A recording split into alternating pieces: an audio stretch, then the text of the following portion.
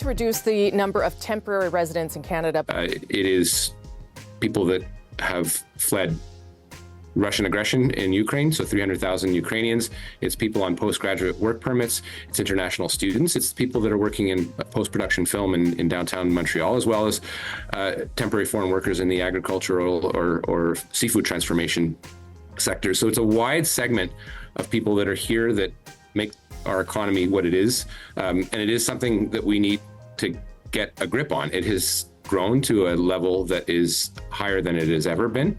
And we need to take steps as the federal government to reduce that. We are signaling 20%, but we can't do it alone.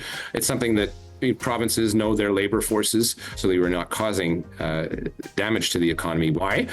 We know from the studies that economists have produced that impacts the cost of shelter, and making sure that we are signaling to the market, signaling to economists, signaling to Canadians that this is something that we need to do responsibly, I think is very important. So part of the announcement that I made yesterday was to make sure that temporary people that are here temporarily form part of our levels plan that I'm statutorily obligated to report to Parliament on every year, which is an important change to what we've been doing normally, which is just report on people that are our levels for permanent residency. So a couple big changes, but they are ones that will need to be done in partnership with provinces who do have that responsibility to tell us what they need, tell us what their needs are for the economy, and be responsible for the people that are in Canada as well as we are.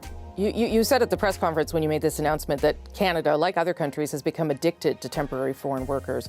Why do you say that, and how do you mitigate for that? Because as you know, one of the problems with temporary foreign workers is that Canadians don't want to do that work.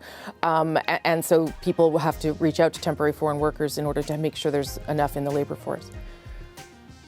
Well, one, that's true, and I wouldn't exaggerate that portrayal. There are certain sectors of the economy, and the agricultural sector in particular, and the areas that my colleague Randy Boissonnault administers in labor market impact assessments that allow for that sort of lower wage aspect of work in the economy. Very important, particularly in an environment of food inflation, to make sure we have those workers here.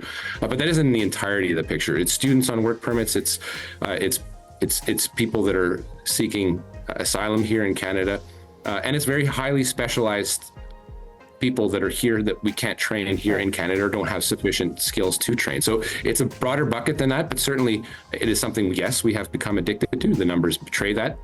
And it's something I think we know and acknowledge has had an impact on affordability and notably the cost of shelter. And it's something I think we owe it to ourselves and owe it to Canadians to take a second look at as the labor market constricts a bit. You said you have to sit down and discuss the targets with the provinces. How flexible are you? To see where the labor needs are. There's two aspects to this, Rosemary, the influx, the people that come in here, but also the output or the transition into permanent residency. We're asking provinces to take a little more responsibility with the labor force that exists in their provinces in order to perhaps offer some transition to permanent residency with the nominee programs that they have and are quite proud of and frankly advocate for more of.